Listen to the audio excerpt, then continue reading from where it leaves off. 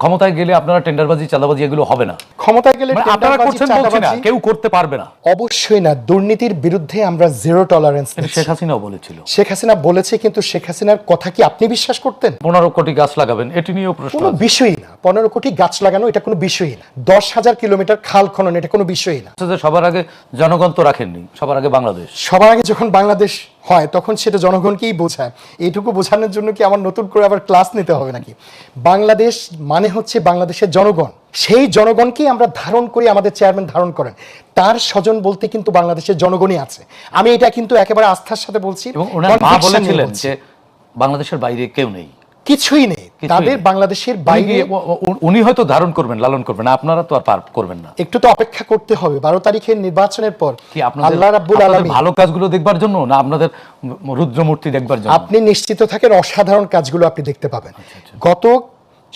বিগত সময়টাতে আপনি যেভাবে দেখেছেন, আমরা 31 দফা আমাদের ইশতেহার ছোট ছোট করে দেখেন। আমরা কিন্তু অলিক কোনো কথা বলিনি, মেগা প্রজেক্টের কথা বলিনি, আমরা ছোট ছোট কথা বলেছি। আপনি যদি 2 কোটি ফ্যামিলিকে আপনি ফ্যামিলি কার্ড দেন, তাহলে আপনি বছরে 5,000 কোটি টাকা খরচ করবেন। এটা সাধ্যের ভেতরে। আনবেন কোত্থেকে টাকাটা? আপনি এই দেশে লুটপাট করছেন, দুর্নীতি করছেন, বছরে 1,60,000 কোটি টাকা কম আর বেশি। আপনি বিদেশে পাচার করছেন 1 লক্ষ কোটি টাকার বেশি। প্রতিদ্বন্দ্বী যারা আছেন তারা বললে সুযোগ ছিল, তারা আয়ের উৎস বলেছেন যে মুসলিম বিশ্বের আমি আপনাকে তো বলে দিচ্ছি, আপনার আনারই দরকার নেই তো। আপনি আমার কাছ থেকে শোনেন, আপনি 1,60,000 কোটি টাকার দুর্নীতি করছেন, আপনি 1 লক্ষ কোটি টাকার উপরে পাচার করছেন প্রতি বছর। এই জিনিসটা আপনি সামান্য বন্ধ করে দেন।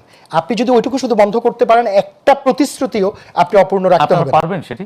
অবশ্যই পারবো। আপনাকে আরো একটা কথা বলি, আপনাদের সাহসের শক্তির জোর কোথায়? আমরা তো একটা সাহসী রাজনৈতিক দল। আমাদের চেয়ারম্যান একজন সাহসী মানুষ, এবং সাহসের সাথে তিনি নির্বাচনী প্রচারণা চালাচ্ছেন। উনি জনগণ যে ওনার কাছে আসতে চাচ্ছেন, সেখানটাতে কোনো বাধা দিয়েছেন আপনি দেখেছেন? সিএসএফকে সরিয়ে দিয়ে তিনি সাধারণ মানুষকে কাছে টানছেন।